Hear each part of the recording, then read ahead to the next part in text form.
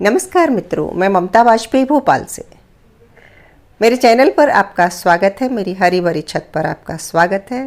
और लीजिए, मैं फिर हाजिर हूँ एक नए तरह के वीडियो के साथ। तो आज ये जो पौधा आप देख रहे हैं, फॉक्स टेल फर्न, तो आज इसके बारे में बात कर लेते हैं।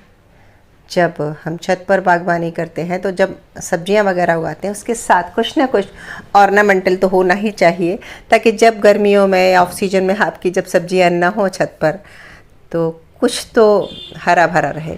मैंने छत को डिवाइड कर रखा है, तो एक कोना मेरा ऑर्नामेंटल्स का है। तो अब इस पौधे के बारे में बात करूं कि ये पौधा कैसा वातावरण, कितना टेम्परेचर पसंद करता है, कितनी धूप, कैसी मिट्टी, सब पर बात करते हैं। तो ये सेमी शेडेड जो है ना, सेमी शेडेड वातावरण में बहुत खुश रहता है। अब गर्मियाँ आ रही हैं, अप्रैल में इसकी क्या केयर करें। तो सर्दी भर तो मैंने फिर भी ऐसे कोने में रखा था जहाँ आधे दिन की सनलाइट आती थी, लेकिन अब गर्मी है तो अब मैंने ग्रीन नेट के नीचे इसे रख दिया है। यह आपके गार्डन को बहुत हरियाली देता है, लेकिन अगर आप इसे खुली धूप में छोड़ देंगे तो इसकी जो ये हरी हरी फॉक्स टेल है, जो लोमड़ी की पूंछ की तरह ये गुच्छेदार जो पत्तियां हैं, ये सूख कर ब्राउन हो जाएंगी। इसमें जब नया अंकुरण होता है तब देखिए कलर बहुत ही सुंदर होता है। तो अगर सेमी शेड रखेंगे किसी बड़े पेड़ की छाया के नीचे, बहुत अच्छा चलता है। किसी बड़े वृक्ष के जो नीचे तना होता है ना, उसका गोल घेरा बना के वहाँ भी इसे लगाएंगे। अगर ज़मीन में लगा रहे हैं, तो गमले में रख रहे हैं तो आप शेड में रखें इसे। लेकिन ये इंडोर प्लांट बिल्कुल भी नहीं है। आप इसे अंदर सजाना चाहेंगे तो इसकी पत्तियाँ पीली होके ब्राउन होके सूख जाएंगी। सो इसको, ये सेमी शेडेड प्लांट है, इंडोर प्लांट नहीं है। इस तरह इसकी जो पत्तियाँ ख़राब होती हैं बीच बीच में, नेचुरली जो लाइफ साइकिल होता है हर किसी का, तो ब्राउन होती जाती हैं। जो डेड लीव हों, ब्राउन लीव हों, वो हटा देना चाहिए, क्योंकि कई बार उन पर पानी पड़ता है और फिर वो अंदर ही अंदर सड़ना शुरू होती हैं, तो इसमें फंगस का अटैक हो सकता है। पत्तियां बड़ी गुच्छेदार होती हैं, तो अंदर हवा आती जाती रहे तो खरपतवार वगैरह निकाल दें, और नीचे की ड्राई लीफ निकालेंगी तो हवा आसानी से आएगी जाएगी।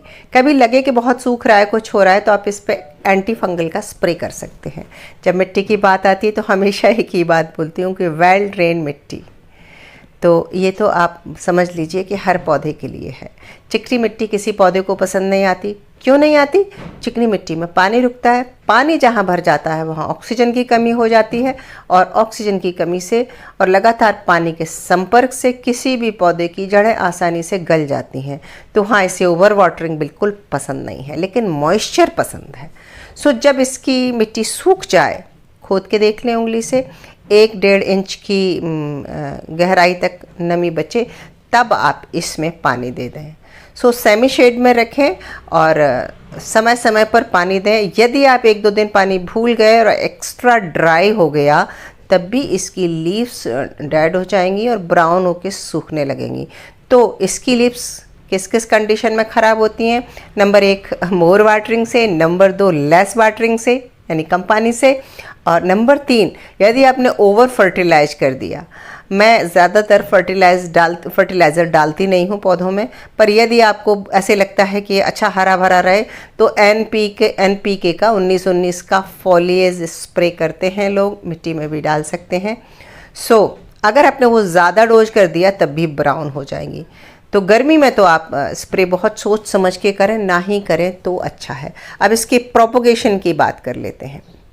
तो हाँ, अभी मेरी ये पौधे बहुत बड़े पॉट में नहीं है, छोटे में हैं और कम मैच्योर है। नहीं तो इसकी जो लीव्स हैं, इसमें एक सफ़ेद कलर के फ्लावर्स खिलते हैं और उनमें एक दाना जैसा लाल रंग का दाना होके एक बीज बनता है, और फिर वो बाद में अगर बीज को फोड़ा जाए, जब वो लाल बीज तोड़ लेते हैं तो सूख जाता है, ड्राई हो जाता है, उसमें काली मिर्च जैसा अंदर का काला दाना निकलता है।